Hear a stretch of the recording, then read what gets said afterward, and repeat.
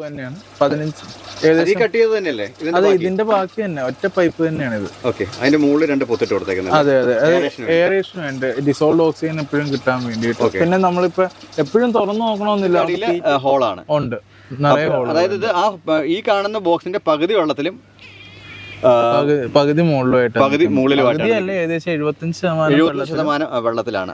Hello നമസ്കാരം, ഞാൻ സുധോഷ്. നമ്മുടെ യൂട്യൂബ് ചാനലിലേക്ക് എൻ്റെ പ്രിയ പ്രേക്ഷകർക്ക് സ്വാഗതം. നമ്മുടെ തമ്മിൽ സൂചിപ്പിച്ചിരിക്കുന്ന പോലെ 1000 സ്ക്വയർ ഫീറ്റിൽ നിന്നും എങ്ങനെയാണ് 1 കോടി രൂപ സമ്പാദിക്കുക? ഇത് തട്ടിപ്പൊന്നുമല്ല, നല്ല പണിയെടുക്കാം, നല്ല കട്ടയ്ക്ക് പണിയെടുക്കാൻ, അതായത് നല്ല ഒബ്സർവേഷൻ ചെയ്യാൻ പറ്റും. നമുക്ക് നമ്മുടെ സമയമെല്ലാം ഈ കൃഷിക്ക് വേണ്ടി മാറ്റി വയ്ക്കാൻ പറ്റുമെങ്കിൽ നമുക്കും സാധിക്കും.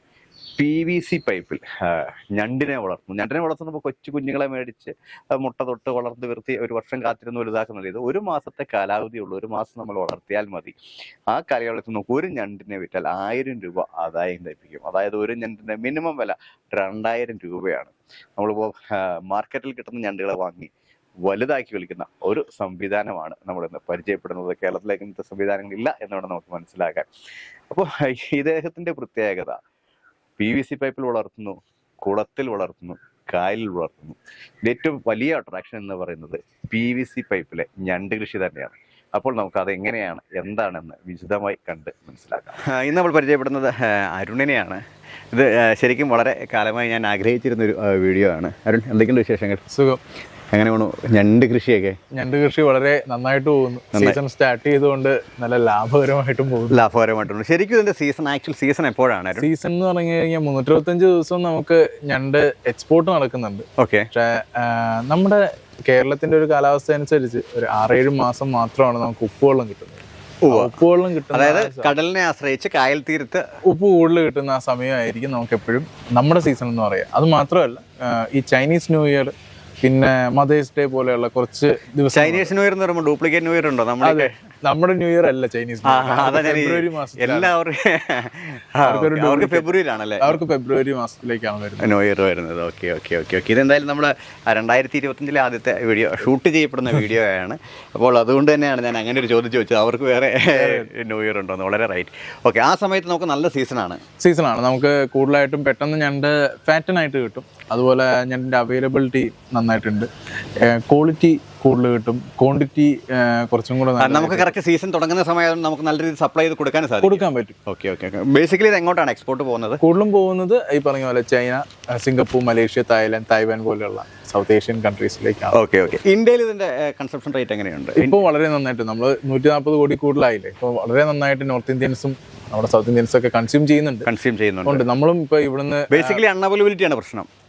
ബേസിക്കലി അൺഅവൈലബിലിറ്റി എന്ന് പറഞ്ഞു കഴിഞ്ഞാൽ നമ്മൾ ഇപ്പോഴും ഇതിന്റെ കുഞ്ഞുങ്ങളെ വളർത്തി വലുതാക്കുന്ന ഒരു സസ്റ്റൈനബിൾ ടെക്നോളജിയിലേക്ക് ഫാർമേഴ്സ് തിരിഞ്ഞിട്ടില്ല. അപ്പൊ അതിനായിട്ടുള്ള ഒരു പ്രയത്നം കൂടെയാണ് നമ്മുടെ ഈ ഒരു സെറ്റപ്പ് എന്ന് പറയുന്നത്. Okay okay okay. നമ്മൾ ശരിക്കും ബേസിക്കലി താങ്കൾ ആരാണ്, എന്തുകൊണ്ടാണ്, അതായത് എന്താണ് ബൈ പ്രൊഫഷൻ, എന്തുകൊണ്ടാണ് ഞണ്ട് കൃഷിയിലേക്ക് വന്നത്? ഞാൻ 2018 തൊട്ട് ഈ ഫീൽഡിൽ വർക്ക് ചെയ്യുന്ന ഒരാളാണ്. വർക്ക് ചെയ്യാന്ന് വെച്ച് കഴിഞ്ഞാൽ 2018 ഞാൻ ഫിഷറീസ് യൂണിവേഴ്സിറ്റിയിൽ KUFOS, Kerala university of fisheries and ocean സ്റ്റഡീസിൽ ഞാൻ പഠിക്കാൻ ചേരുന്നത്. അന്നോട്ട് തന്നെ ഞാനൊരു അരൂരുകാരനാണ്. അതുകൊണ്ട് തന്നെ നമുക്ക് കായലെ വെള്ളം, ഫിഷ് ഇതൊക്കെ വളരെ ഇഷ്ടമാണ്. അപ്പോൾ ആ രീതിയിലാണ് ഞങ്ങൾ വളർന്നു വന്നത്. അതുകൊണ്ട് ഇതിനോട് ഇഷ്ടപ്പെടുകയും കായലിൽ പോകുന്ന ആളുകളുമായിട്ട് സഹകരിച്ച് വരുന്നത് കൊണ്ട് തന്നെ ചുറ്റുപാടുകൾ അറിയാനും പറ്റി, മനസ്സിലായി. സോ അന്ന് തൊട്ട് നമ്മൾ പല രീതിയിലുള്ള കൃഷികൾ ചെയ്യുന്നുണ്ട്. ബയോഫ്ലോക്ക് വന്നപ്പോൾ അത് ചെയ്തിട്ടുണ്ടായിരുന്നു.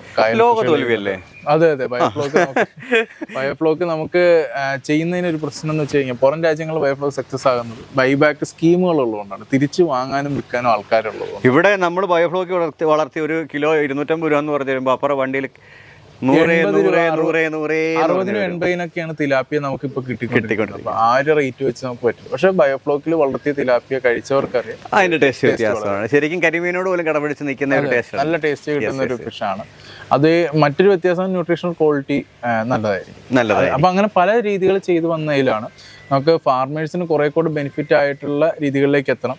അതുപോലെ തന്നെ എൻ്റെ ഒരു കൺസെപ്റ്റ് എന്ന് വെച്ചാൽ നമ്മൾ make in India, made in ഇന്ത്യയൊക്കെ പ്രൊമോട്ട് ചെയ്യുന്ന പോലെ നമ്മുടെ ഇൻഡിജീനിയസ് ആയിട്ടുള്ള ഏതൊക്കെ ഇൻഡിജീനിയസ് നമ്മുടെ നാട്ടിൽ കണ്ടുവരുന്ന മത്സ്യ ഇനങ്ങളെ ഒന്ന് പ്രൊമോട്ട് ചെയ്തുകൊണ്ട് തന്നെ. അപ്പോൾ അതിൽ ഏറ്റവും വില കിട്ടുന്ന സാധനങ്ങളിലൊന്നാണ് അല്ലെങ്കിൽ ജീവികളിലൊന്നാണ് നമ്മുടെ കായൽ ഞണ്ടെന്ന് പറയുന്നത്. കായൽ ഞണ്ട് കരിമീനിനേക്കാളും വില കിട്ടും.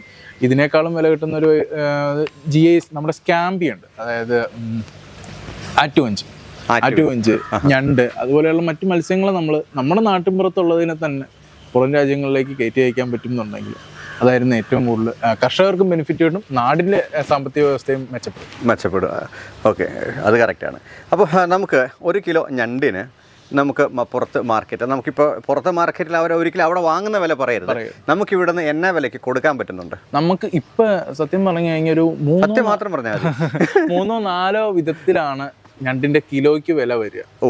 എല്ലാത്തിനും അതിൻ്റെതായ കിലോ കൗണ്ട് വെച്ചിട്ടാണ് വില വരിക. എല്ലാ എക്സ്പോർട്ട് സാധനങ്ങൾക്കും അങ്ങനെ തന്നെ, അപ്പോൾ കൗണ്ട് അനുസരിച്ച്. അപ്പോൾ ഫിഷിൻ്റെ കാര്യം പറയുമ്പോഴത്തേക്കും അല്ലെങ്കിൽ ഞണ്ടിൻ്റെ കാര്യം പറയുമ്പോഴത്തേക്കും 1 കിലോ സൈസുള്ള ഞണ്ട്, 1 കിലോഗ്രാം വലിപ്പമുള്ളൊരു ഞണ്ടുണ്ട്. ആ ഞണ്ടിന് നമുക്ക് ഇടുന്ന റേറ്റ് എന്ന് പറഞ്ഞാൽ 2800 രൂപ. നമ്മളിപ്പോൾ പിടിച്ചെടുത്ത മീൻ ആ ഞണ്ട് എന്ത് വിലയുണ്ട്? ഒരു 750-800 ഗ്രാമോളം ഉണ്ടാവും. അപ്പോൾ അതൊരു 3 തരത്തെ നമുക്ക് തരംതിരിക്കാം. ഞാൻ പറയുന്നത് 500 ഗ്രാം മുതൽ 750 ഗ്രാം വരെ, 750 ഗ്രാം മുതൽ 1 കിലോ വരെ, 1 കിലോ തൊട്ട് മുകളിലേക്ക്, ഈ 3 രീതിയിലാണ് നമ്മളിപ്പോൾ കൃഷി ചെയ്യുന്ന ഞണ്ടുകൾ കൊടുത്തുകൊണ്ടിരിക്കുന്നത്. ഇത് മിഡിൽ മാനിന് കൊടുക്കുന്നത്. എനിക്ക് ഡയറക്റ്റ് എക്സ്പോർട്ട് ചെയ്യാനായിട്ടുള്ള ഒരു ക്വാണ്ടിറ്റിയും അതുപോലെ തന്നെ അതിൻ്റെ പ്രൊസീജിയേഴ്സും ബുദ്ധിമുട്ടുള്ളതുകൊണ്ട് നമ്മളിത് ചെന്നൈയിലേക്ക് വിടുകയും ചെന്നൈയിൽ നിന്ന് ഇത് ബൾക്കായിട്ട് ഒരുമിച്ച് ആളുകൾ പുറം രാജ്യങ്ങളിലേക്ക് വിടുകയും ചെയ്യുന്നത്. അപ്പോൾ നമുക്ക് ചെന്നൈക്കാർക്ക് എത്ര രൂപയ്ക്ക് കൊടുക്കാൻ സാധിക്കും? ചെന്നൈയിലും അല്ല നമ്മൾ കൊടുക്കുന്നത്, അതും ഇവിടുന്ന് പർച്ചേസ് ചെയ്യുന്ന മിഡിൽ മാൻ നമ്മൾ കൊടുക്കുന്നത്. നമുക്ക് തരുന്നത് 2800 രൂപ, അതായത് 1 കിലോന് മേളിലുള്ള ഞണ്ടുകളാണ് 2800 രൂപ. 1 കിലോയുടെ മേളിലുള്ള ഞണ്ടുകൾക്ക് 2800, അതവിടെ നിൽക്കട്ടെ. ഇനി ഇത് അമ്മാര് വിൽക്കുന്ന എന്നാ വിലയ്ക്കാണ്? മേ ബി ഒരു 3500-3700 രൂപയ്ക്ക് അത്ര റേറ്റ്. ഞാൻ അത് ചോദ്യം കാരണം ഞാൻ ഡയറക്റ്റ് എക്സ്പോർട്ട് ചെയ്യാൻ ആർക്കെങ്കിലും പറ്റുമെങ്കിൽ അവർക്ക് വിലയ്ക്ക് കൊടുക്കും. തീർച്ചയായിട്ടും നമ്മളിപ്പോൾ ശ്രമിക്കുന്നത് അതുകൊണ്ട് തന്നെ. നമ്മുടെ കൊച്ചു കേരളത്തിൽ ഇത്രയും ഞണ്ട് കിട്ടുന്നുണ്ടെങ്കിൽ കൊച്ചിയിൽ നിന്ന് നമുക്കിത് എക്സ്പോർട്ട് ചെയ്യാൻ പറ്റുന്നുണ്ട്. ഉറപ്പായിട്ടും നമ്മൾ മിൽമ പോലെ അല്ലെങ്കിൽ ഫാമിംഗ് കമ്മ്യൂണിറ്റി ഡെവലപ്പ് ചെയ്ത് വന്നു കഴിഞ്ഞാൽ ഉറപ്പായിട്ടും ഈ സാധനം നമുക്ക് ഇവിടുന്ന് എക്സ്പോർട്ട് ചെയ്യാം. നമ്മുടെ ഒരു അറിവ് വെച്ചൊക്കെ 10,000 രൂപ 12,000 രൂപ വരെ ഞണ്ടുകൾക്ക് പുറം രാജ്യങ്ങളിൽ വില കിട്ടുന്നുണ്ട്. മിഡിൽ മാനിന് കിട്ടുന്നതിനേക്കാൾ കൂടുതലും. അല്ല, ബേസിക്കലി എന്ത് കൃഷി ചെയ്താലും ഇപ്പം ഞാൻ 100 രൂപയുടെ സാധനം കൃഷി ചെയ്താൽ 50 രൂപ എനിക്കും 50 രൂപ മിഡിൽ മാനുമാണ് കളി. അത് ഒരു പക്ഷേ അതിൽ ലാഭം കൂടിയാൽ ഉറപ്പായിട്ടും മിഡിൽ മാനേ കിട്ടുള്ളൂ, കർഷകന് കിട്ടില്ല. അപ്പോൾ ആ ഒരു ബുദ്ധിമുട്ട് മനസ്സിലാക്കിയ ഒരു ഫാമർ പ്രൊഡ്യൂസിങ് കമ്പനിയോ അല്ലെങ്കിൽ ഒരു നല്ല കമ്മ്യൂണിറ്റി ഡെവലപ്പ് ചെയ്യാൻ പറ്റിയ ജസ്റ്റ് ലൈക്ക് മിൽമ, കറക്റ്റ് ആണ്. നമുക്ക് ഇവിടെ കൊച്ചിയിൽ നിന്ന് എക്സ്പോർട്ട് ചെയ്യാൻ, കാരണം നല്ല എയർപോർട്ടാണ്, നല്ല എല്ലാ സൗകര്യങ്ങളും അവൈലബിൾ ആണ്.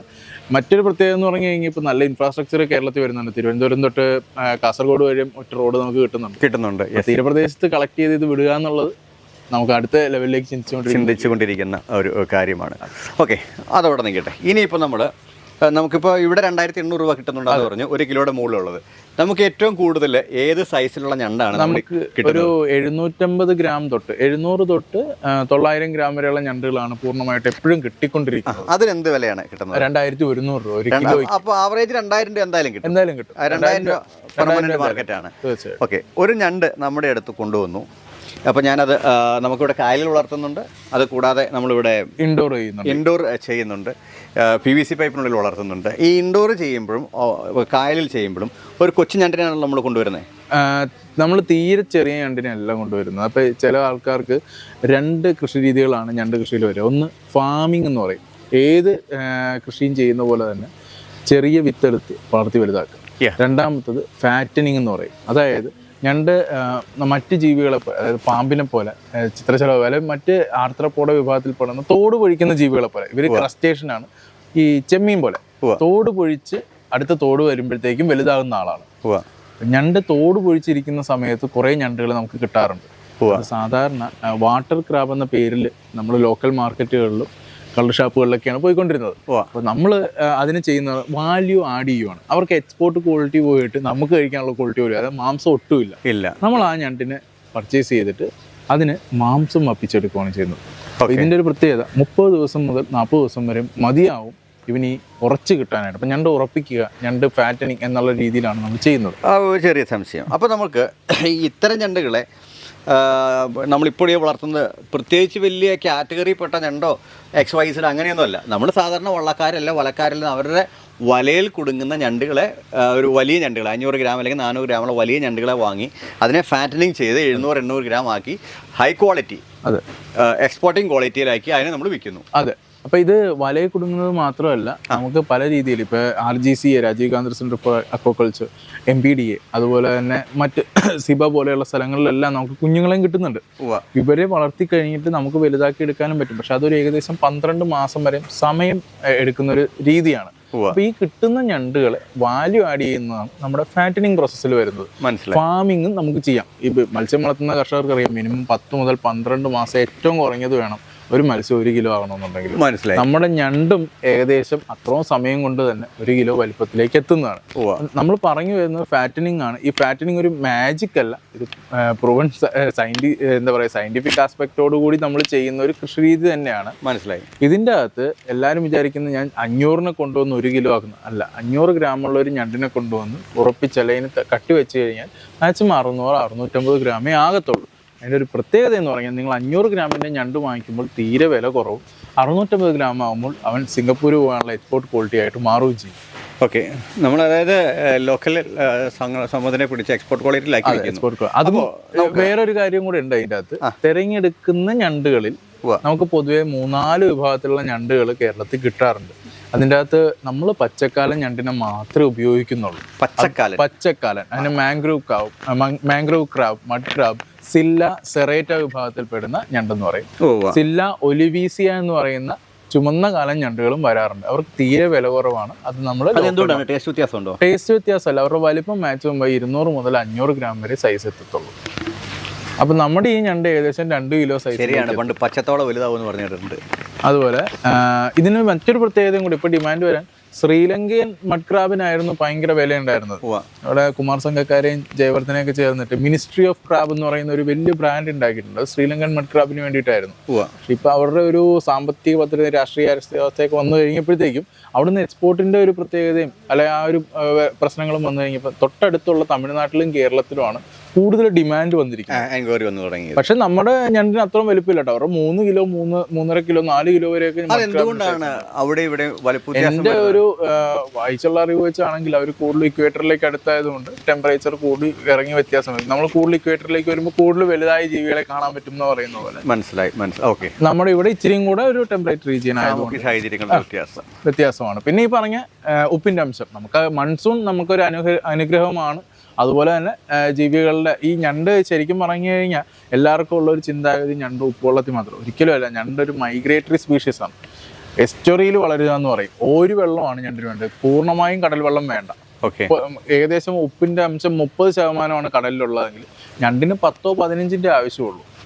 അതുകൊണ്ടാണ് നമുക്ക് ഇൻഡോർ ആയിട്ട് ചെയ്യാൻ പറ്റുന്നത്. ഇവൻ നേരെ കടലിൽ പോകും. മുട്ടയിടാൻ വേണ്ടിയിട്ട് മാത്രം കടലിൽ പോയി തിരിച്ച് കുഞ്ഞുങ്ങൾ എല്ലാം കായലിൽ വന്നാണ് വലുതാകുന്നത്. അപ്പോൾ നമ്മളിപ്പോൾ ഇത് വള്ളക്കാരിൽ നിന്നോ അല്ലെങ്കിൽ യൂണിവേഴ്സിറ്റിയിൽ നിന്നോ നമ്മൾ ഒരു 500 ഗ്രാമുള്ള ഞണ്ടിന് എത്ര വില കൊടുത്താണ് വാങ്ങുന്നത്? ഇപ്പോൾ സത്യം പറഞ്ഞു കഴിഞ്ഞാൽ നമുക്കൊരു 600 രൂപയോളം വില വരുന്നുണ്ട്. 1 കിലോ ഞണ്ടിനാണ് കേട്ടോ. ഒരു ഞണ്ടിനല്ല, 1 കിലോ ഞണ്ടിന് 600 രൂപയോളം വില വരുന്നുണ്ട്. കാര്യം കുറേ കർഷകരിലേക്ക് ഇറങ്ങിയിട്ടുണ്ട്. കുറേ ആളുകൾക്ക് ഇതുകൊണ്ട് ബെനിഫിറ്റ് ആകുന്നുണ്ട്. ഇതിനെല്ലാത്തിനും അപ്പുറം മത്സ്യം വളർത്തിയവർക്കറിയാം വിറ്റഴിക്കാനുള്ള ഒരു ബുദ്ധിമുട്ടാണ് നമ്മളെല്ലാവരും പെടാപ്പാട് പെട്ടുകൊണ്ടിരുന്നത്. ഇതിന് എക്സ്പോർട്ട് മാർക്കറ്റ് ആയതുകൊണ്ട് വിറ്റഴിക്കാനും ആൾക്കാരും ഒക്കെയാണ്. സോ ഇതിൻ്റെ കുഞ്ഞുങ്ങൾക്കും അതിനനുസരിച്ചുള്ള വിലയുണ്ട്. അപ്പോൾ 500 രൂപ, ഇപ്പോൾ ഞാൻ 500 രൂപ മുടക്കി. അപ്പോൾ 500 രൂപ മുടക്കിയാൽ ഒരു മാസം കൊണ്ട് വളർച്ചയിൽ എനിക്ക് അതിൽ നിന്ന് 2800 രൂപ 2800 രൂപ 2000 രൂപ എന്തായാലും കിട്ടും. 2000 രൂപ എന്തായാലും വിറ്റുവരവ് കിട്ടും. ആ വിറ്റുവരവ് വരുന്നതിൽ നമ്മള് പണികാശുണ്ടാകാം, നിങ്ങൾ ഉപയോഗിക്കുന്ന മെഷീൻസ് ഉണ്ടെങ്കിൽ അതിന്റെ ചെലവുകൾ ഉണ്ടാകാം, തീറ്റ കാര്യങ്ങളെല്ലാം. അതിന് നമ്മൾ ഓപ്പറേഷൻ കോസ്റ്റ്, ഫിക്സഡ് കോസ്റ്റ് എന്ന രീതിയിൽ ഉദ്ദേശിക്കാനായിട്ട് പറ്റും. നമുക്ക് ടോട്ടൽ 2000 രൂപയിലേക്ക് ഒരു ഞണ്ട് വളർത്തി വിൽക്കുന്നതിന് പെർ ഞണ്ടിന് എത്ര രൂപ മുടക്ക് വരും? 1 കിലോ ഞണ്ടാണെങ്കിൽ ഏകദേശം 800 മുതൽ 850 രൂപ വരെ നിങ്ങൾക്ക് ചെലവ് വരും. ബാക്കി കൂട്ടിക്കോളൂ. ഒരു 1000 രൂപ താഴെ എങ്ങനെയായാലും ഞണ്ടിനും തീറ്റയ്ക്കും പണികാശിനും. ഇൻഡോർ ആണ്, വീടിൻ്റെ ഉള്ളിൽ ചെയ്യുന്നത്. കറണ്ട് കാശ് അടക്കം നിങ്ങൾക്ക് 1000 രൂപ താഴെ എന്തായാലും. അത് ഔട്ട്ഡോർ ആണെങ്കിൽ വീണ്ടും ചിലവ്. കറണ്ട് കാശിൻ്റെ ആവശ്യമില്ല. നിങ്ങൾ 24 മണിക്കൂർ ഇതിനെ നോക്കി നിൽക്കേണ്ട ആവശ്യം വരുന്നില്ല. രാവിലെ ഒരു നേരം തീറ്റ കൊടുക്കേണ്ട ആവശ്യം മാത്രമേ വരൂ. 1000 രൂപയുടെ അടുത്ത് എന്തായാലും നമുക്ക് ഇൻഡോർ ചെയ്യുമ്പോൾ ഒരു 800 രൂപ താഴെ മാത്രമാണ് കായൽ ചെയ്യുമ്പോൾ. കാരണം ഒരു ഡ്രമ്മിൻ്റെ ചിലവാണ് നമുക്ക് ഏറ്റവും കൂടുതലായിട്ട് വരും. നമ്മളൊരു ഡ്രം ഈ നമ്മളിപ്പോൾ ഈ കാണുന്ന ഈ ഡ്രം നമുക്ക് എന്നാ വിലയുണ്ട്? അതൊക്കെ മൾട്ടിപ്പിൾ യൂസേജ് ആണല്ലോ, വൺസ് അതെ, നമ്മളത് ഒറ്റ ടൈം ഇൻവെസ്റ്റ് ചെയ്യേണ്ട ആവശ്യമുള്ളൂ. നമ്മളിപ്പോ 2.5 കൊല്ലമായി അത് ഉപയോഗിച്ചുകൊണ്ടിരിക്കുന്നു. ഇതിന് ഹോളുകൾ ഉണ്ടാക്കുന്നു, കിട്ടുന്നു, കെട്ടി അതിൻ്റെ അകത്ത് കായലിലേക്ക് ഇടുന്നു. അത് മാത്രമാണ് ചിലവ് വരെ. ഇപ്പൊ 150 രൂപയ്ക്ക് നമുക്ക് ഡ്രം കിട്ടുമ്പോഴത്തേക്കും ശ്രദ്ധിക്കുക, ഫുഡ് ഗ്രേഡ് ആയിട്ടുള്ള ഐറ്റംസ് വരുന്ന എടുക്കുക. ടാറും അതുപോലെ സോപ്പ് ഓയിലൊക്കെ വരുന്ന എടുത്ത് ബുദ്ധിമുട്ടായ കുറെ കർഷകരുണ്ട്. അപ്പൊ അതിൽ നല്ല ഇതെടുത്ത് ചെയ്തിട്ട്, പിന്നെ നല്ല കാര്യം, നമ്മുടെ കേരളത്തിന്റെ ഒരു പാരിസ്ഥിതിക അവസ്ഥ വെച്ചിട്ട് കേരളത്തിലെ തീരപ്രദേശങ്ങളിൽ നല്ല വെള്ളമാണ് എപ്പോഴും ഉണ്ടാവുക. പക്ഷെ കൊച്ചി കായലുകളിൽ ഈയിടെയായിട്ട് ഹെവി മെറ്റൽസും രാസമാലിന്യങ്ങളുടെ അളവ് വളരെ കൂടുതലായിട്ടുണ്ട്. അപ്പോൾ അതിൻ്റെ ഒരു ഭാഗമായിട്ടാണ് നിങ്ങൾ പെരിയാർ മത്സ്യക്കുരുതി റീസെൻ്റ്ലി കണ്ടിട്ടുണ്ടായിരുന്നു. മനസ്സിലായി. അപ്പോൾ അതുപോലെ അതും ശ്രദ്ധിച്ചിട്ട് വേണം. വെള്ളം കൃത്യമായിട്ട് പഠിച്ചിട്ട് മാത്രമേ ഇൻഡോറുമായിട്ട്. പക്ഷെ അതിൻ്റെ ഒരു പ്രത്യേകത 2-3 കാര്യങ്ങൾ. വളർച്ചയുടെ മാത്രമല്ല, വളർച്ച രണ്ടിടത്തും ഏകദേശം നമുക്ക് ഒരേപോലെ വരും. രോഗങ്ങളും അതുപോലെ തന്നെ മറ്റ് ദുരന്ത കാര്യങ്ങളും വരുമ്പോഴാണ് ആളുകൾ എടുത്തുകൊണ്ട് പോകുന്നത്. കാലാവസ്ഥാ വ്യതിയാനം അതുപോലെയുള്ളതൊക്കെ വന്നു കഴിഞ്ഞാൽ നമുക്ക് ഇൻഷുറൻസ് പോലും കിട്ടില്ല. അതേസമയം എളുപ്പത്തിൽ, കാരണം വെള്ളത്തിന്റെ അടി കിടക്കുന്നതുകൊണ്ട് എളുപ്പത്തിൽ എടുത്തുകൊണ്ട് പോകാനായിട്ട് പറ്റും. ഒന്നും നമുക്കറിയാനും പറ്റത്തില്ല. രണ്ടാമത്തത്, നമ്മുടെ മഴ, കേരളത്തിന്റെ മഴ ഏത് സമയത്ത് വേണമെങ്കിലും വരാം. ഒരു ഒറ്റ മഴ കൊണ്ട് തന്നെ ഉപ്പ് വെള്ളം നല്ല വെള്ളമായിട്ട് മാറാനും ചാൻസ് ഉണ്ട്.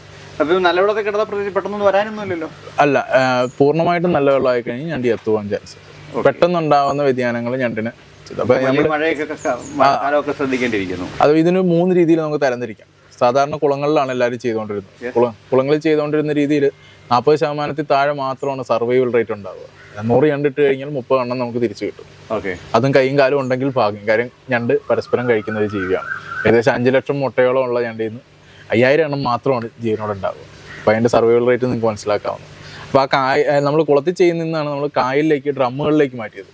ഓരോന്നും പരസ്പരം കാണാത്ത രീതി വളരെ എന്നുള്ള രീതിയിൽ അതിൽ ഏകദേശം നമുക്ക് 60 മുതൽ 80% വരെ നമുക്ക് സർവൈവ് ചെയ്തെടുക്കാനായിട്ട് പറ്റുന്നുണ്ട്. നമ്മൾ PVC പൈപ്പിൽ വരുമ്പോൾ 90% കൂടുതൽ നിങ്ങൾക്ക് സർവൈവ് ചെയ്യാൻ. ബാക്ടീരിയൽ ഇൻഫെക്ഷൻ വരാം. നമ്മൾ ശ്രദ്ധിക്കാതെ ഇരിക്കുന്ന കാര്യങ്ങൾ വരാം. നമ്മൾ കൃത്യമായിട്ട് തീറ്റ കൊടുക്കുക, കൃത്യമായിട്ട് ക്ലീൻ ആക്കുക, എല്ലാത്തിനും അപ്പുറം കറണ്ട് ഉണ്ടോ എന്ന് നോക്കുക. സ്ഥിരമായിട്ട് വെള്ളം പോയി വന്നില്ല എന്നുണ്ടെങ്കിൽ അവർക്ക് അതിൻ്റെ ബുദ്ധിമുട്ടും വരാൻ ചാൻസ്.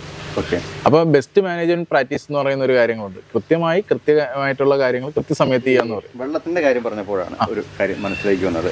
നമ്മുടെ ഈ ബയോഫ്ലോക്കിന്റെ ഏറ്റവും വലിയ ഡ്രോബാക്ക് എന്ന് പറയുന്നത്, നമ്മൾ ശരിക്കും ഒരു 1 മണിക്കൂറോ അല്ലെ 1/2 മണിക്കൂറോ കറണ്ട് വന്നു കഴിഞ്ഞാൽ ഹൈ ഡെൻസിറ്റി ആയതുകൊണ്ട് തന്നെ നോക്കി കഴിയുമ്പോൾ മീനെല്ലാം ചത്തു.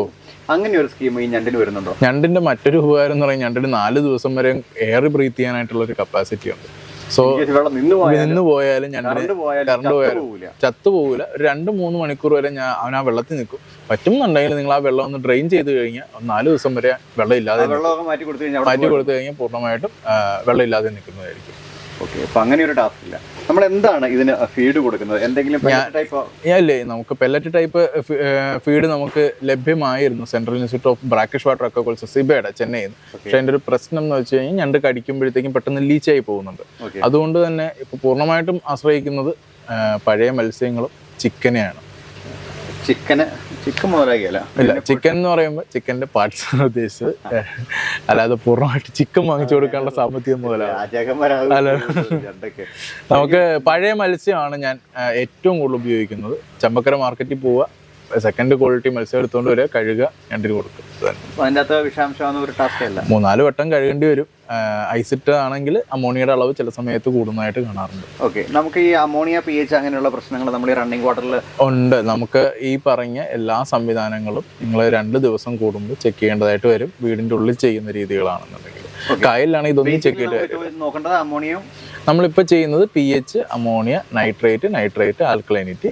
പിന്നെ 2 മാസം കൂടുമ്പോഴത്തേക്കും ഈ വെള്ളം നമ്മൾ മാറ്റിയിട്ട് പുതിയതായിട്ട് വെള്ളം കയറ്റുകയോ, അല്ലെങ്കിൽ നമ്മളിപ്പോൾ ഉപയോഗിക്കുന്ന മിനറൽ മിക്സ് ആണ് ഉപ്പ് വെള്ളം ആക്കാൻ വേണ്ടിയിട്ട്. ആ മിക്സ് നിങ്ങൾ അത് ആഡ് ചെയ്യും. ഓക്കെ, മിനറൽ മിക്സ് എന്ന് പറയുമ്പോൾ നമുക്കത് ലോക്കലി അവൈലബിൾ ഉള്ള സാധനങ്ങളാണോ? ഇനി അത് വാങ്ങുന്നതിന് എത്രമാത്രം നമുക്ക്? നമ്മൾ ഇപ്പോൾ ചെയ്തിരിക്കുന്നത് കോയമ്പത്തൂരിൽ നിന്നും ഗുജറാത്തിൽ നിന്നും വാങ്ങിച്ചിട്ടുള്ള മിനറൽസ് ഉപയോഗിച്ചിട്ടാണ്. ഏകദേശം നമുക്ക് പാക്കറ്റ് ആയിട്ടല്ല, പല ടൈപ്പ് മിനറൽസ് കോമ്പോസിഷൻ ആയിട്ട് എടുത്തിട്ടാണ് നമ്മൾ ചെയ്യുന്നത്. മിക്സ് ചെയ്തെടുക്കുക ചെയ്യുന്നത്.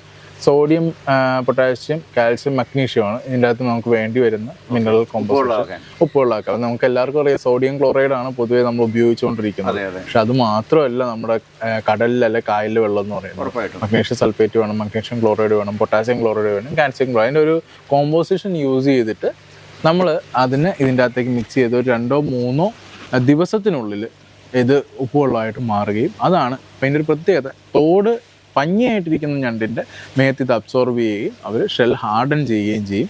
സെയിം ടൈം എത്രത്തോളം നമ്മൾ തീറ്റ കൊടുക്കുന്നു അത് അകത്തേക്ക് ചെല്ലുകയും ആ മജ്ജ മാംസമായിട്ട് മാറുകയും ചെയ്യും. ഇതാണ് ശരിക്കും ഫാറ്റനിങ് എന്ന് പറയുന്ന പ്രോസസ്. നമ്മൾ ഈ ഞണ്ടിനെ എടുത്തിട്ട് എന്തിനാ ബേസിക്കലി ഞെക്കി നോക്കുന്നത്? ഇതിൻ്റെ എത്രത്തോളം ഉറച്ചിട്ടുണ്ട്, എത്രത്തോളം ഫില്ലായിട്ടുണ്ട് ഇതിൻ്റെ അകത്ത് മാംസം എന്ന് അറിയാൻ വേണ്ടിയിട്ടാണ് ഞെക്കി നോക്കുന്നത്. ഞെങ്ങുള്ളൊന്നും എടുക്കില്ല. ഞെങ്ങിക്കഴിഞ്ഞ് കഴിഞ്ഞാൽ അതിൻ്റെ അടുത്ത് അത് വാട്ടർ ക്രാബ് എന്നാണ്. പൊതുവെ 3 രീതിയിലാണ് ഞണ്ടിനെ തിരിക്കുന്നത്: soft shell crab, water crab, mud crab. ഈ സോഫ്റ്റ് ഷെൽ ക്രാബും വാട്ടർ ക്രാബും തമ്മിൽ ചില ആൾക്കാർക്ക് തെറ്റിപ്പോകാറുണ്ട്. സോഫ്റ്റ് ഷെൽ എന്ന് പറഞ്ഞു കഴിഞ്ഞാൽ ഇതിൻ്റെ തോട് കൊഴിച്ച ഉടനെ ഒരു 5-10 മണിക്കൂറിനുള്ളിൽ നിങ്ങൾക്ക് കിട്ടുന്ന ഞണ്ടിനെയാണ് നമ്മൾ സോഫ്റ്റ് ഷെൽ ക്രാബ് എന്ന് പറയുന്നത്. ഭയങ്കര ഡിമാൻഡാണ്. കിലോയ്ക്ക് 3000 മുതൽ 5000 രൂപ വരെ വില കിട്ടുന്നുണ്ട്. ഇത് ആന്ധ്രയിൽ നിന്നും തമിഴ്നാട്ടിൽ നിന്നും നല്ല എക്സ്പോർട്ട്. ഒരു മിനിറ്റ്, ഈ സോഫ്റ്റ് ഷെൽ ക്രാബ് നമുക്കിപ്പോൾ ഈ വളർത്തുന്നതിൻ്റെ അകത്തുള്ള ഇത് നമ്മുടെ തൊലി പൊളിച്ച് കളയുമോ, തോട് പൊളിച്ച് കളയുമോ? ഇല്ല, നമുക്ക് അവിടെയാണ് നമ്മൾ സോഫ്റ്റ് ഷെൽ ക്രാബ് 10 മണിക്കൂർ കഴിഞ്ഞാൽ നമ്മൾ വിളിക്കുന്നവരാണ് വാട്ടർ ക്രാബ്. അതായത് അവൻ്റെ തോട് വരാൻ തുടങ്ങി, പിന്നെ അവനെ ഭക്ഷ്യയോഗ്യമായിട്ട് നമുക്ക് ഉപയോഗിക്കാനായിട്ട് പറ്റില്ല. കാര്യം പുറമേ തോട് വരാൻ തുടങ്ങിക്കഴിഞ്ഞാൽ അകത്തുള്ള മാംസത്തിൻ്റെ അളവ് കുറഞ്ഞത് മജ്ജിയായിട്ട് മാറും. പിന്നീട് ഈ water crab, soft shell crab 10 മണിക്കൂർ കഴിഞ്ഞ് വാട്ടർ ക്രാബായി. വാട്ടർ ക്രാബ് പിന്നീട് മഡ് ക്രാബാവും. 30 ദിവസം എടുത്ത് കഴിയുമ്പോഴത്തേക്കും മഡാവും. ഈ മഡ് ക്രാബിന് മാത്രമാണ് നമുക്ക് കഴിക്കാൻ പറ്റുക. ഈ മഡ് ക്രാബ് അവൻ്റെ മാംസം കൂടി ആ മാംസം തള്ളി വീണ്ടും തോട് പൊഴിഞ്ഞു പോകുന്നതിനെയാണ് നമ്മൾ പിന്നെ സോഫ്റ്റ് ഷെൽ ക്രാബ് എന്ന് പറയുന്നത്. അപ്പോൾ നമുക്ക് കിട്ടുന്ന എവിടെയാണ്? വാട്ടർ ക്രാബ് ആയിരിക്കുമ്പോൾ, അതായത് 10 മണിക്കൂറിന് ശേഷമുള്ള വാട്ടർ ക്രാബിന് മാത്രമേ നമുക്ക് കിട്ടുള്ളൂ. തീരെ സോഫ്റ്റ് ഷെൽ ക്രാബിനെ കിട്ടാതിരിക്കാനുള്ള ഒരു കാര്യം, അവർക്ക് തീറ്റ എടുക്കാൻ പറ്റത്തില്ല. അപ്പോൾ അതുങ്ങൾ എവിടെയും അടങ്ങിയിരിക്കുള്ളൂ. ചെളിയിൽ പോയി പൂണ്ടിരിക്കും. 2 കണ്ണുകളിലെ ആ 2 കണ്ണുകൾ പുറത്തേക്ക് ഇട്ട് ചെളിയിൽ പൂണ്ടിരിക്കും. കാര്യം ഇതൊരു തിലാപ്പിയോ അല്ലെങ്കിൽ ഒരു കരിമീനോ വന്ന് കൊത്തിയാൽ പോലും ആ സോഫ്റ്റ് ഷെൽ ക്രാബ് ചത്തു. തീരെ പഞ്ഞിയാണ്. എന്നാൽ വാട്ടർ ക്രാബ് ആയി കഴിയുമ്പോഴേ ഇരയെടുക്കത്തുള്ളൂ. അവർക്ക് ഞെക്കാനും പറ്റത്തില്ല. കൈയൊന്നും ഒരിക്കലും ബലം ഉണ്ടാവില്ല. ഒട്ടും ബലം ഉണ്ടാവത്തില്ല. അപ്പോൾ അവർക്കൊന്നും കഴിക്കാൻ പറ്റാത്തതുകൊണ്ട് ഒരു 10-15 മണിക്കൂർ അവർ വെള്ളത്തിൻ്റെ അടിയിൽ, അത് ചെളിയുടെ അകത്തിരിക്കും. അതുകൊണ്ടാണ് ഇതിന് മഡ് ക്രാബ് എന്ന് വിളിക്കുന്നത്.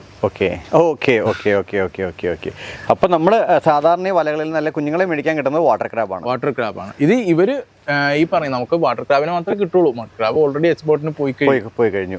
കറക്റ്റ്. അത് അവരായാലും ഡയറക്റ്റ് കൊടുക്കും. അപ്പോൾ വാട്ടർ ക്രാബിനെ നമ്മൾ വാങ്ങി വളർത്തി എടുക്കുന്നു. അപ്പോൾ ഇനി നമുക്ക് നമ്മുടെ ഇൻഡോർ ഫാമിങ്ങിലേക്ക് വരാം. ഇൻഡോർ ഫാമിംഗ് നമുക്ക് ഇതേപോലത്തെ ഒരു സംവിധാനം. ഇപ്പോൾ നമുക്കിത് എത്ര ലെങ്തിലാണ് ഈ PVC pipe? Full length PVC പൈപ്പാണ് നമ്മൾ ഉപയോഗിച്ചിരിക്കുന്നത്. 5 മീറ്ററോളം വരും. അതായത് കുറച്ച് സെൻറ്റിമീറ്റർ, ഏകദേശം 40-50 സെൻറ്റിമീറ്റർ നമ്മൾ കുറച്ചിട്ട് ആ PVC പൈപ്പിൻ്റെ അകത്തുള്ള ചെറിയ കഷ്ണങ്ങൾ ഉപയോഗിച്ചിട്ടാണ് നമ്മൾ ഓരോ കമ്പാർട്ട്മെൻറ്റുകൾ ഉണ്ടാക്കിയിരിക്കുന്നത്. അപ്പോൾ ആ കമ്പാർട്ട്മെൻറ്റുകൾ ഞണ്ട് പരസ്പരം കാണത്തില്ല. അതുകൊണ്ട് തന്നെ ഞണ്ട് പരസ്പരം ഉപദ്രവിക്കും. 5 മീറ്റർ എന്നല്ല പറഞ്ഞു. 5 മീറ്ററിൻ്റെ അകത്ത് എത്ര ഷെല്ലുകളുണ്ട്?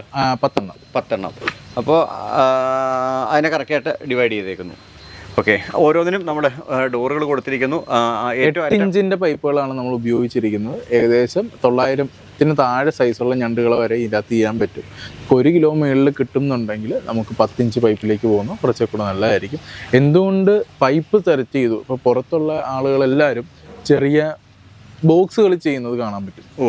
നമ്മൾ ഇന്ത്യയിൽ ബോക്സുകൾ തിരക്കിയിട്ട് ചെറിയ സ്കെയിലിൽ ബോക്സുകൾ കിട്ടുക എന്ന് പറയുന്നത് ഒരു സാധാരണക്കാരന് അപ്രാപ്യമായിട്ട് മാറിയിരിക്കുന്നു. 100 എണ്ണം 200 എണ്ണം ഒന്നും ഒരിക്കലും കിട്ടില്ല. അവർ കോട്ട് ചെയ്യുന്നത് തന്നെ 500 മുതൽ 1000 എണ്ണത്തിനാണ്.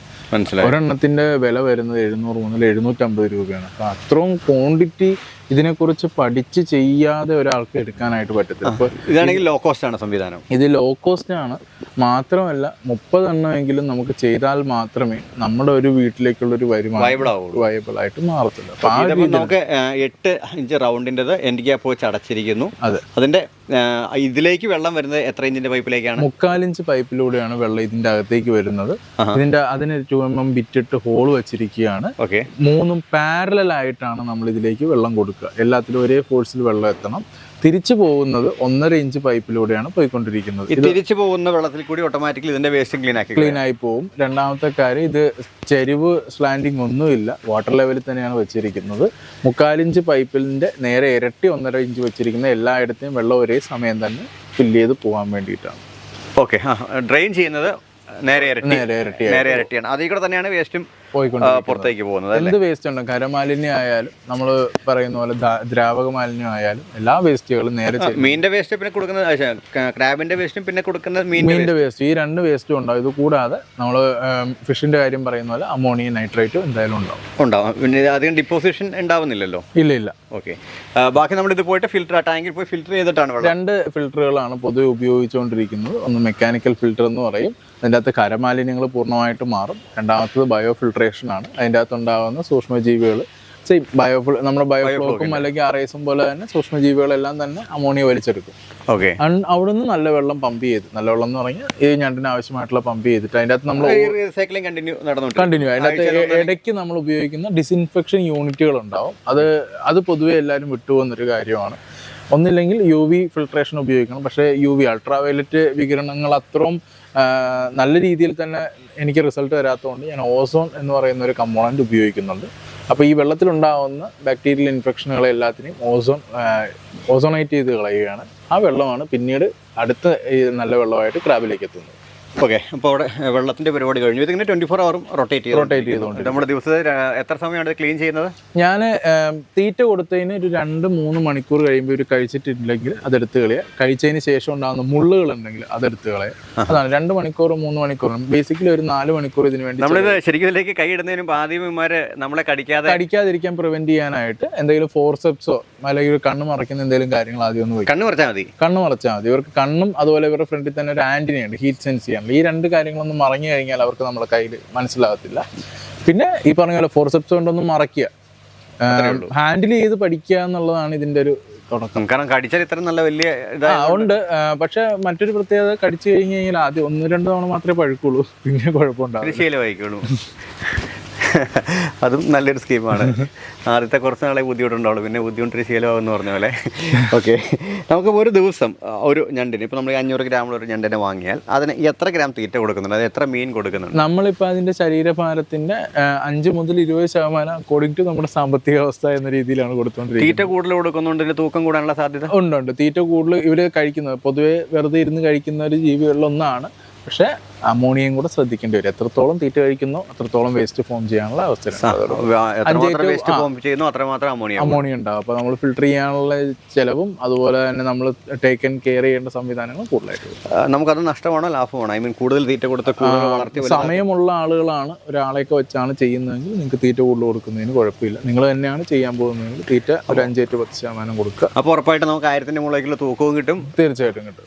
ഓക്കെ. 2200-2200 മുകളിലേക്ക് നമ്മൾ വേഗം ആയി കിട്ടും. 30 ദിവസം കാത്തിരിക്കേണ്ടി വരില്ല, 20 ദിവസം ആകുന്നുണ്ടാവും, 25 ദിവസത്തിലുള്ളതായിരിക്കും. ഓക്കെ. അങ്ങനെ ഒരു അഡ്വാൻറ്റേജ് കൂടിയുണ്ട്. ഓക്കെ. അതുപോലെ ചിക്കൻ്റെ ഇത് കൊടുക്കുമ്പോഴാണ് കൂടുതൽ സയന്റിഫിക് സ്റ്റഡീസ് കാണിച്ചിരിക്കുന്നത് കുറെ കൂടെ ബെറ്റർ. ബേസിക്കലി നോൺ വെജ് ജീവിയാണല്ലേ? നോൺ വെജ് ആണ്. നോൺ വെജ് എന്ന് പറഞ്ഞു കഴിഞ്ഞാൽ മീറ്റ് എത്രയും കിട്ടും അത്രയും മീറ്റിന്. അതല്ല, നമുക്ക് ഇതിന് മറ്റെന്തെങ്കിലും ഓൾട്ടർനേഷൻ? ഞാൻ സോയാബീൻ ചങ്ക്സ് ഇത് കൊടുത്തിട്ടുണ്ട്, അത് കഴിക്കുന്നുണ്ടായിരുന്നു. ഓക്കെ. അപ്പൊ ഇവര് പൊതുവെ ഓംനിവോറസ് എന്ന് നമുക്ക് പറയാൻ പറ്റും. എന്ത് കിട്ടിയാലും കഴിക്കുകയും ചെയ്യും. കുറെ പറയുകയാണെങ്കിൽ ഡെട്രേറ്റീവോറസ്, അഴുകിയ സാധനങ്ങൾ പെട്ടെന്ന് കഴിക്കുന്നതായിരിക്കും. എന്തെങ്കിലും പച്ചിലകൾ അങ്ങനെ ഇല്ല, അതൊന്നും കഴിക്കില്ല. മീറ്റും അതായത് പ്രോട്ടീൻ കൂടുതലുള്ള എന്ത് ഐറ്റമാണോ അതാണ് കൂടുതൽ കഴിക്കുന്നത്. നമുക്ക് കൂൺ മേടിച്ചു കൊടുക്കാം. ഏറ്റവും ചെലവ് കുറവ് മത്സ്യമാണ് കേട്ടോ. ഏറ്റവും ഞാൻ തീരപ്രദേശത്തും അല്ലെങ്കിൽ നമ്മുടെ കടൽ പായലുകൾ അങ്ങനെയൊന്നും കഴിക്കില്ല. ഇതാണ് നമ്മുടെ അദ്ദേഹത്തിന്റെ വളരെ ലോ കോസ്റ്റിൽ ചെയ്തിരിക്കുന്ന ഒരു സംവിധാനമാണ്. നമ്മൾ അകത്തേക്ക് കയറുന്നതിന് മുമ്പ് ഒന്ന് പൊട്ടാസ്യം പെർമാംഗനേറ്റ് വെച്ച് ഹാൻഡ് വാഷ് ഫുഡ് ഡിപ്പ് ചെയ്യാറുണ്ട്. ഇത് എല്ലാവരും ചെയ്യുക. പൊട്ടാസ്യം പെർമാംഗനേറ്റ് വെച്ച് തന്നെയാണ് ഞണ്ടിനെ നമ്മൾ എപ്പോഴും വാഷ് ചെയ്യാറ്. ഇതാണല്ലേ നമ്മുടെ ഈ സംവിധാനങ്ങൾ. ഇതാണ് അദ്ദേഹം പറഞ്ഞ എൻഡ് ക്യാപ്പ് വെച്ച് അടച്ചിരിക്കുന്നത്.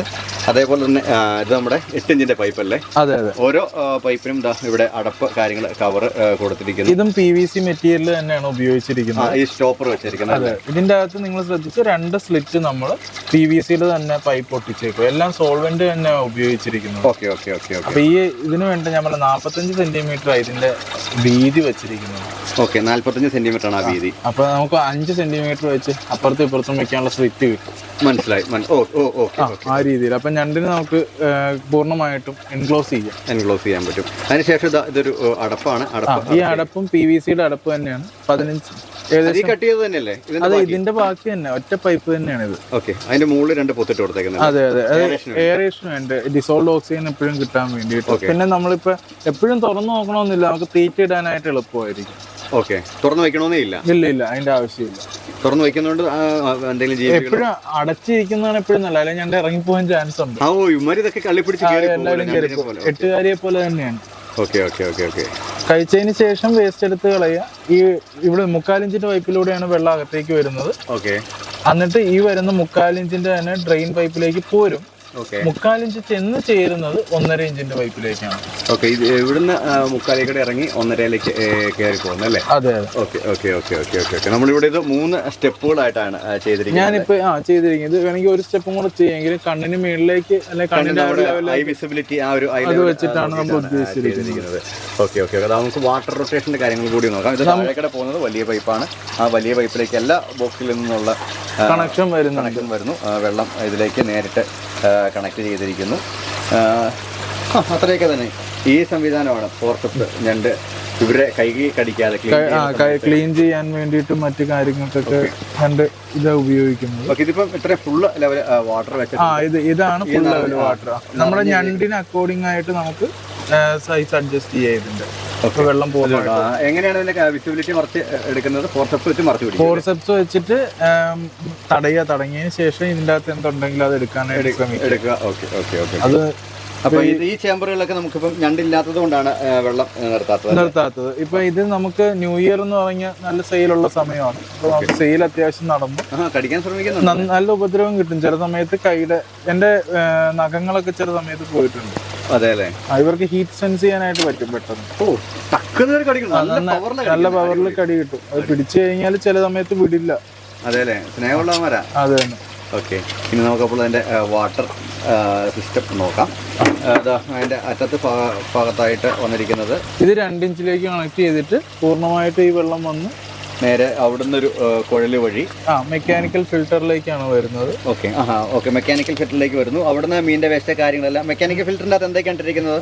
ഇപ്പൊ ബയോസ്പോഞ്ച് ആണ് നമ്മൾ മോസ്റ്റ് പ്രോബബ്ലി ഉപയോഗിച്ചുകൊണ്ടിരിക്കുന്നത്. അത് അക്വേറിയത്തിൽ യൂസ് ചെയ്യുന്ന ബയോസ്പോഞ്ചുകളാണ്. ഓക്കെ, വേസ്റ്റുകൾ കാണുന്ന പോലെ അവിടെ കിടന്നോളും.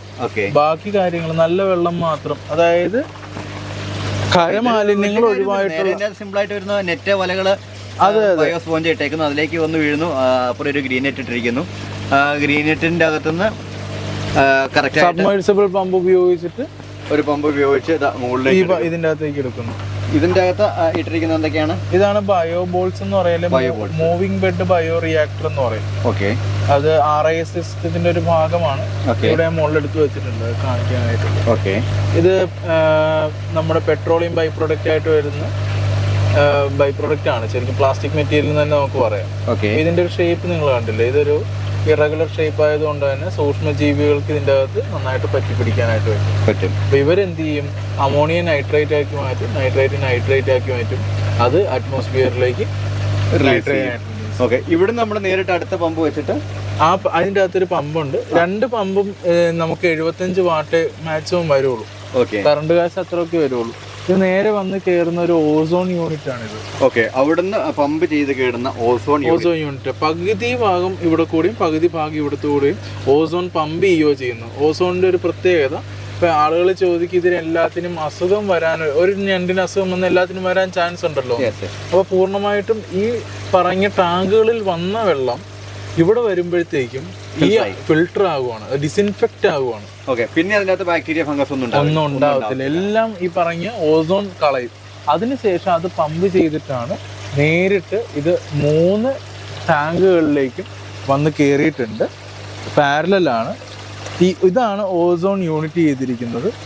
ഓസോൺ യൂണിറ്റ് കണ്ട് ഇത്രയും വയറിങ് കണ്ട് പേടിക്കാനൊന്നുമില്ല. ഇതിൻ്റെ അകത്ത് എയറേഷൻ സംവിധാനം കൊടുക്കുന്ന പോലെ തന്നെ ഒരു ചെറിയ ബ്ലാക്ക് ബോക്സ് മാത്രമേ ഉള്ളൂ.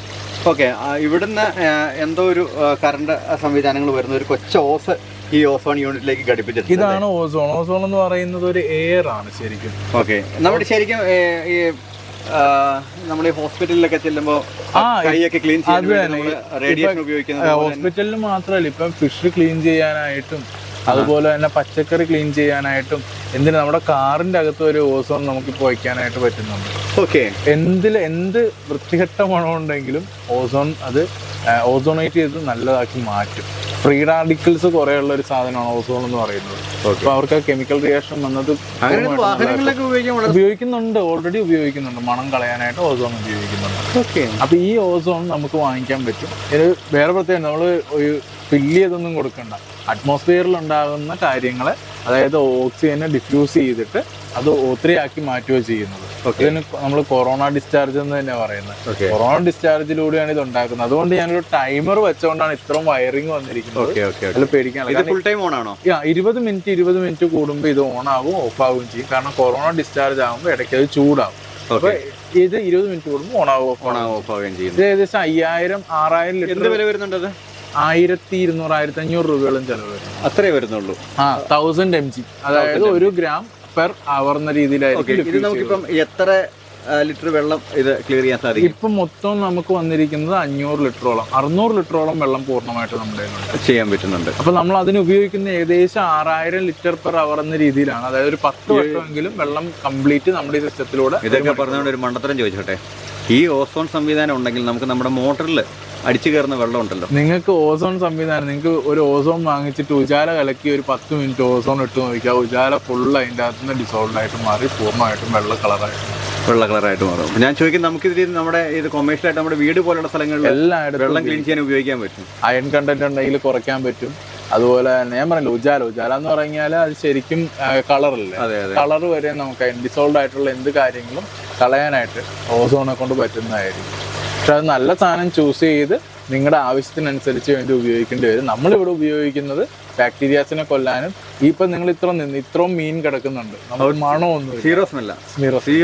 ഇത്രയും ഫിഷ് ഇവിടെ കിടപ്പുണ്ട്. ഇത് ഇന്നലത്തെ ഫിഷ് ഉണ്ട്, മിനിഞ്ഞാന്നത്തെ ഫിഷ്. എനിക്ക് ശരിക്കും 2 ആഴ്ച കൂടുമ്പോൾ ഈ മെക്കാനിക്കൽ ഫിൽറ്റർ കഴുകിയാൽ മതി.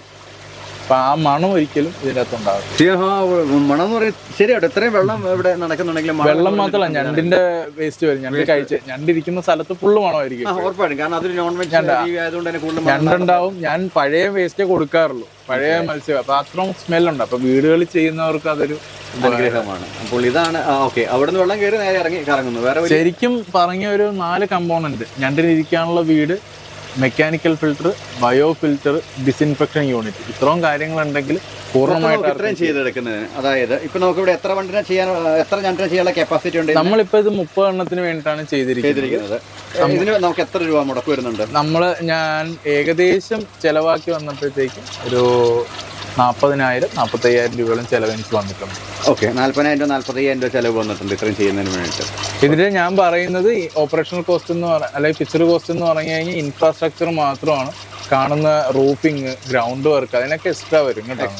നമ്മുടെ ഈ PVC പൈപ്പും മറ്റു സംവിധാനങ്ങളിലേക്ക്, ഫിൽട്രേഷൻ സംവിധാനത്തിന് എല്ലാത്തിനും കൂടിയിട്ടിട്ട് വളരെ സിമ്പിളാണ്. അവിടെ നമ്മുടെ ഇത് ചെയ്തിരിക്കുന്നത് വെറുതെ 2 ഡ്രം വെച്ചാണ് ചെയ്തിരിക്കുന്നത്. നിങ്ങൾക്ക് ഏത് രീതിയിലാണോ ഉചിതം എന്ന് തോന്നുന്നത് അല്ലേ, ആ രീതിയിൽ നിങ്ങൾക്കത്. നമുക്ക് ഇവിടെ ഇപ്പം ഞങ്ങൾ ചെയ്യുന്ന ഒരു കാര്യം, ഇതൊരു മോഡൽ ഫാമായിട്ട് ഡെവലപ്പ് ചെയ്തിട്ടുണ്ട്. ഓക്കെ, ഇത് നമുക്ക് മറ്റൊരു ഓക്കെ പറഞ്ഞോളൂ. അതായത് കർഷകർക്ക് വന്ന് കാണണം, നിങ്ങൾക്കത് പഠിക്കണം എന്നുണ്ടെങ്കിൽ നമ്മുടെ ഈ സംരംഭം ഫിഷറീസ് യൂണിവേഴ്സിറ്റിയിലും കേരള അഗ്രികൾച്ചർ യൂണിവേഴ്സിറ്റിയിലും നമ്മൾ ഇൻക്യുബേറ്റ് ചെയ്തിട്ടുണ്ട്.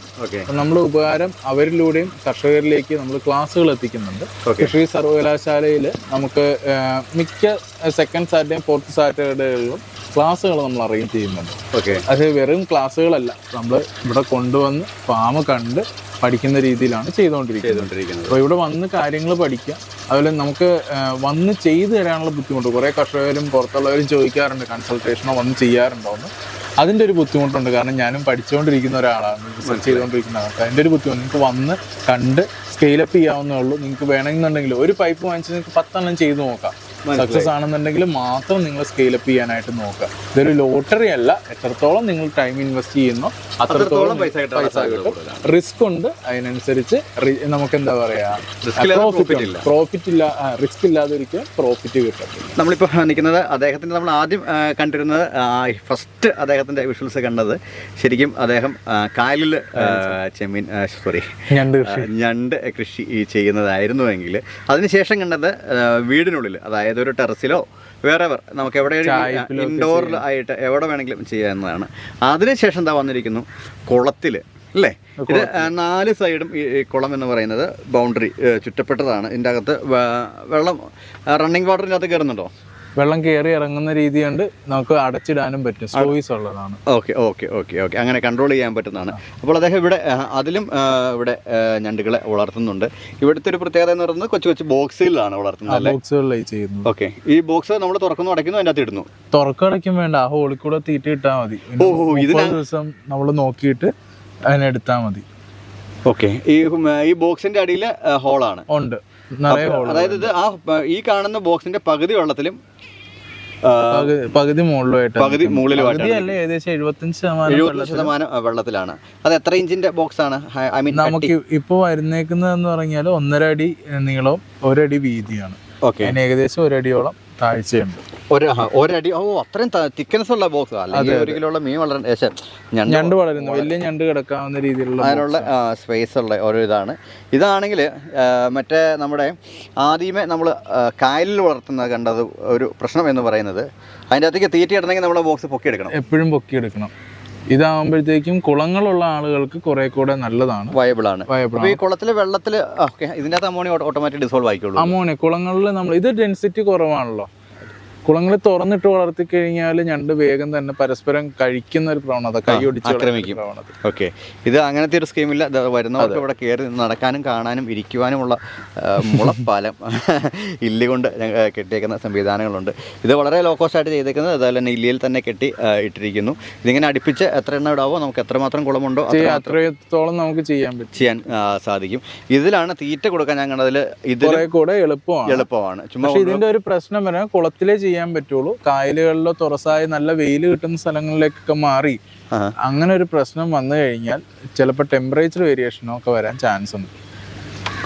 ഓക്കെ ഓക്കെ ഓക്കെ, ഈ സംവിധാനം നമുക്ക് കായലിൽ സക്സസ് അല്ലേ? കായലിൽ കുറെ കൂടെ ബുദ്ധിമുട്ടാണ് ഇതിന്റെ. എന്തുകൊണ്ടാണ്? ഒന്ന്, ഈ പറഞ്ഞ രീതിയിൽ വെള്ളം ഏറി ഇറങ്ങുമ്പോഴത്തേക്കും പെട്ടെന്ന് സലൈനിറ്റി വ്യത്യാസം വരും. ഓക്കെ, കുളങ്ങളിലാകുമ്പോൾ അത്രയും പെട്ടെന്ന് വെള്ളം സാവധാനം ഉണ്ടാവത്തില്ല. നമുക്ക് തീരുമാനിക്കാം എപ്പോൾ വെള്ളം കയറും. ഇതിപ്പോ ശരിക്കും ഉപ്പ് കലങ്ങിയ വെള്ളമാണ്. ഇത് ഉപ്പ് വെള്ളത്തിലേക്ക് നമ്മൾ ഉപ്പുവെള്ളം ആയി വരുന്നേ ഉള്ളൂ, കണക്റ്റഡ് ആണ്, പക്ഷെ ആയി വരുന്നേ ഉള്ളൂ ഈ സ്ഥലങ്ങളിൽ. ഓക്കെ ഓക്കെ ഓക്കെ, അപ്പം ശുദ്ധജലത്തിൽ പൂർണ്ണമായിട്ട് ശുദ്ധജലത്തിൽ ചെയ്യാൻ പറ്റില്ല. ഒരു ജലം തുടങ്ങുന്നത് എൻ്റെ ഒരു അത് മിക്കവരും വിളിക്കാറുണ്ട്. പക്ഷെ നമുക്ക് ചെയ്യാവുന്നത് ഒരു 3% മേളിലേക്കൊക്കെ ഉപ്പായി തുടങ്ങിക്കഴിഞ്ഞാൽ നിങ്ങൾക്ക് കൃഷി ചെയ്യാനായിട്ട് പറ്റും. എന്നാലും വളർച്ച കാര്യങ്ങൾ ഞണ്ട് ശുദ്ധജലത്തിൽ കുറച്ച് സമയമൊക്കെ സർവൈവ് ചെയ്യുന്നുള്ളൂ, അതിന് ഒരിക്കലും വളരാൻ പറ്റത്തില്ല. അപ്പോൾ ഞാനും നേരത്തെ അങ്ങനെ ഒരു വിശ്വസിച്ചിരുന്ന ഒരാളാണ്. പക്ഷെ അതിന്റെ ഓസ്മോ റെഗുലേഷൻ സക്സസ് ആണെന്നുണ്ടെങ്കിൽ ഉപ്പുവെള്ളം തന്നെ വേണം. നമ്മൾക്ക് ഇതിപ്പോ എത്ര സെന്റ് എന്ന് ചോദിക്കാനില്ല. എത്ര അടി സ്ഥലത്താണ് ഇത് ചെയ്തിരിക്കുന്നത്? ഏകദേശം 100 സ്ക്വയർ ഫീറ്റിന് അത്ര ഉണ്ടാവുള്ളൂ. 100 സ്ക്വയർ ഫീറ്റ് സ്ഥലത്താണ് ഇരിക്കുന്നത്. അത് കുറച്ചും കൂടെ ലാർജ് സ്കെയിലിലേക്ക് ചിന്തിക്കുന്നു എന്ന് വിചാരിക്കുക. നമ്മളൊരു 2 പണിക്കാരെയോ അല്ലെങ്കിൽ ആരെങ്കിലും വെച്ച് ചെയ്യുകയാണെന്ന് വിചാരിക്കുക. ഒരു 1000 സ്ക്വയർ ഫീറ്റ് അല്ലെങ്കിൽ 3000 സ്ക്വയർ ഫീറ്റിൽ. ഇപ്പോൾ 100 സ്ക്വയർ ഫീറ്റിലാണെങ്കിൽ അതിനെ നമുക്ക് 1000 സ്ക്വയർ ഫീറ്റിലേക്ക് കൺവേർട്ട് ചെയ്യാൻ എളുപ്പം. 1000 സ്ക്വയർ ഫീറ്റിൽ നമുക്ക് എത്ര ഞണ്ടുകളെ വളർത്താൻ പറ്റും? വെർട്ടിക്കൽ ആയതുകൊണ്ട് തന്നെ 1000 സ്ക്വയർ ഫീറ്റ് ആണെങ്കിൽ 1000 തൊട്ട് താഴെ വരെ 800, 900, 1000 വരെയൊക്കെ നമുക്ക് കൺട്രോൾ ചെയ്ത് വളർത്താം. ഓക്കെ, 100 സ്ക്വയർ ഫീറ്റ് ആണെങ്കിൽ 80 എണ്ണം, വളരെ ഈസിയാണ് കണക്കല്ലേ. 1000 സ്ക്വയർ ഫീറ്റ് ആണെങ്കിൽ ഒരു 800 എണ്ണത്തിനെ നമുക്ക് വളർത്താൻ പറ്റും. അപ്പോൾ നമുക്ക് ഒരു ജനുവരി 1-ാം തീയതി ഞാൻ കടലിലോ എവിടെയോ കായലിൽ ഞണ്ട് അവൈലബിലിറ്റി ഉള്ള സ്ഥലത്ത് പോകുന്നു. ഒരു 800 ഞണ്ടുകളെ വാങ്ങുന്നു. 800 അത്ര അറ്റ് എ ടൈം അല്ല, ഞാൻ പറഞ്ഞത് കൊമേഴ്ഷ്യലി ചെയ്യുന്നതിന് വേണ്ടിയിട്ട്. അപ്പോൾ 800 ഞണ്ടുകളെ വാങ്ങുന്നു. 800 ഞണ്ടുകളെ നമ്മൾ അറ്റ് എ ടൈമിൽ നിക്ഷേപിക്കുന്നു. അതിനെ 30 ദിവസം ടേക്ക് കെയർ ചെയ്യുന്നു. 30 തൊട്ട് നമുക്കിത് അതിന് ശേഷം എപ്പോഴെങ്കിലും ഇതിന് വിൽക്കാൻ റെഡി ആകുമല്ലോ, അപ്രോക്സിമേറ്റ്. അപ്പോൾ ഏകദേശം നമുക്കൊരു ഞണ്ടിന് എത്ര രൂപ കിട്ടും? 2000 രൂപ. 2000 ആവറേജ് വില കൂട്ടിയാൽ മതി. 2000 രൂപ വെച്ച് കിട്ടും. അപ്പോൾ 2000 × 800 എന്ന് പറയുമ്പോൾ 1,00,000. 2000 × 800 എന്ന് പറയുമ്പോൾ 16 ലക്ഷമായോ?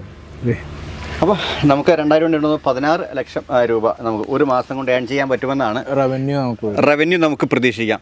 അതിൽ ശരിക്കും എക്സ്പേർട്ടായാൽ മാത്രം.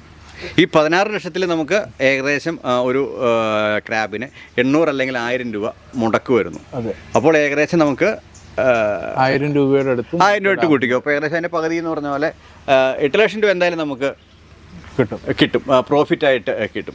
ഈ രീതിയിൽ തന്നെ 12 മാസം നമുക്ക് ചെയ്യാൻ പറ്റിയാൽ ഒരു വർഷം 1000 സ്ക്വയർ ഫീറ്റിൽ നിന്നും 12, അതായത് 8 ലക്ഷം × 12, 1 കോടി രൂപയും മുകളിൽ നമുക്ക് 1000 സ്ക്വയർ ഫീറ്റിൽ നിന്ന് സമ്പാദിക്കാനുള്ള വഴിയുണ്ട്.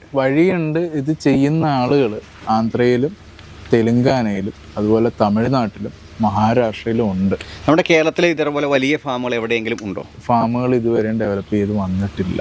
ഒന്ന് ഇനിഷ്യൽ ഇൻവെസ്റ്റ്മെന്റ് മാത്രമല്ല, കേരളത്തിലെ നമുക്ക് 100 സ്ക്വയർ ഫീറ്റ് ചെയ്യാൻ 45,000 രൂപ ഉണ്ടെങ്കിൽ 1000 സ്ക്വയർ ഫീറ്റ് ചെയ്യാൻ 4 ലക്ഷം രൂപയാവുന്നുള്ളൂ സാർ. ഉള്ളൂ. ഒരൊറ്റ ഹാർവെസ്റ്റിൽ നമുക്ക് നമ്മുടെ പൈസ തിരിച്ചു കിട്ടും. ഇതിന്റെ സാങ്കേതിക വിദ്യ അത് കർഷകരിലേക്ക് എത്താനുള്ള ബുദ്ധിമുട്ട്. രണ്ടാമത്തത്, നമ്മളിപ്പോൾ പറഞ്ഞു പോയപ്പോൾ 800 ഞണ്ടെന്ന് പറഞ്ഞു പോയി.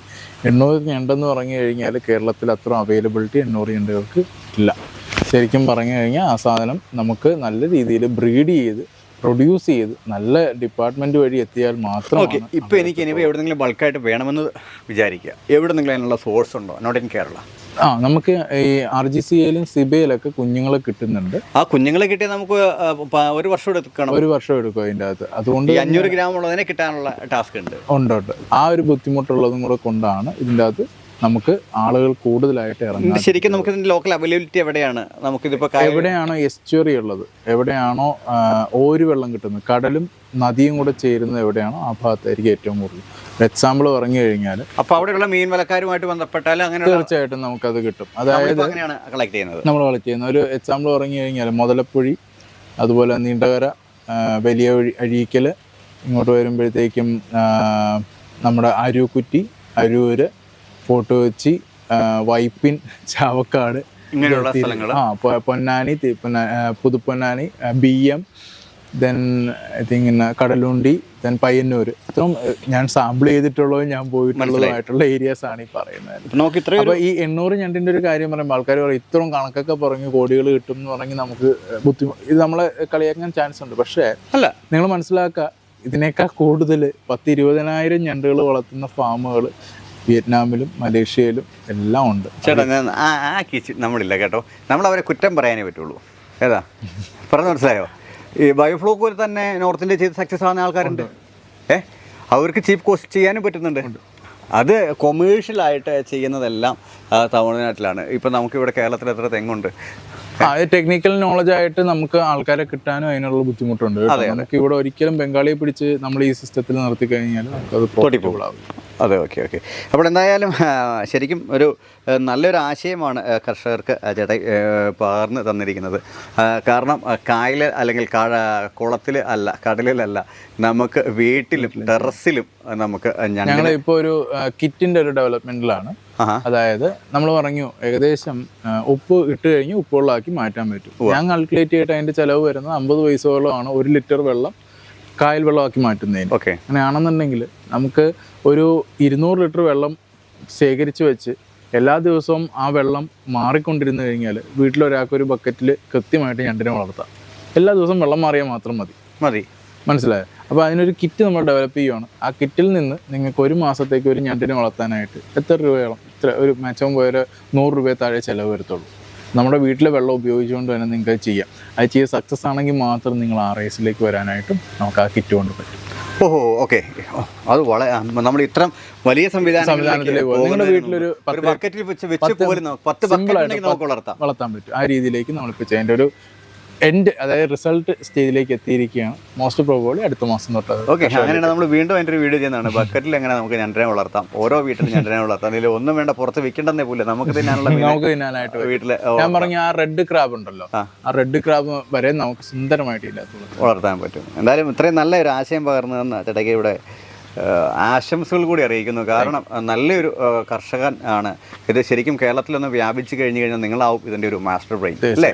അപ്പോൾ ആ ഒരു നമുക്ക് കേരളത്തിൽ വ്യാപിക്കുക എന്ന് മാത്രമല്ല, കർഷകർ ഒരു കൂട്ടായ്മ ഡെവലപ്പ് ചെയ്തെടുക്കുക. അതാണ് ഞാൻ ഏറ്റവും കൂടുതൽ ഉദ്ദേശിക്കുന്നത്. ഇതിൽ സാധാരണ കാണുന്നതിൽ നിന്നൊരു വ്യത്യാസമായൊരു കോമഡി ഇവിടെ പറയാനുള്ളത്, സാധാരണ എല്ലാവരും പറഞ്ഞ് പഠിപ്പിച്ചിട്ട് ചേട്ടൻ ചെയ്തോ എന്ന് പറയുകയാണ്. ഇത് അങ്ങനെയല്ല, അദ്ദേഹം സ്വന്തമായിട്ട് ചെയ്ത് കാണിച്ചിട്ടാണ് നിങ്ങളിത്. അതിലൊരു പ്രത്യേകത എന്ന് വെച്ച് കഴിഞ്ഞാൽ, ഇനിയിപ്പോൾ അതിൻ്റെ അകത്തൊരു ബെനിഫിറ്റ് ഉണ്ടെന്ന് വെച്ചോളൂ. നിങ്ങൾ ഇത്രയും പേര് ചെയ്ത് കഴിഞ്ഞാൽ ഇനി നമുക്ക് തന്നെ ബൈ ചെയ്ത് അത് വിൽക്കാനുള്ള ഒരു മാർഗം കിട്ടും. വിലയും കൂടുതൽ നമുക്ക് കിട്ടുമെന്നൊരു ഗ്യാരണ്ടി കൂടിയുണ്ട്. കാര്യം എല്ലാവരും പറയും നമ്മൾ സേവനമാണെന്ന് വിചാരിക്കേണ്ട, നമുക്കിത് ചിലവാക്കിക്കൊണ്ട് തന്നെ നിങ്ങളുടെ കയ്യിൽ നിന്ന് ബൈബാക്ക് ചെയ്തുകൊണ്ട് തന്നെ നമുക്ക് ചെയ്യാനായിട്ട് മനസ്സിലാവുന്നുണ്ട്. ഓക്കെ, അപ്പോൾ anyway thanks for your time. എന്തായാലും ഇത്രയും സമയം, കാരണം നമ്മൾ രാവിലെ വന്ന് ഉച്ച വരെ ചേട്ടാനിവിടെ ബുദ്ധിമുട്ടിച്ചു. ഇത്രയും സമയം നമ്മുടെ ചാനലിലും പ്രേക്ഷകർക്കും വേണ്ടി മാറ്റി വെച്ചതിൽ നന്ദി പറഞ്ഞുകൊണ്ട് വീഡിയോയുടെ വൈൻഡപ്പ് ചെയ്യുന്നു. Thank you.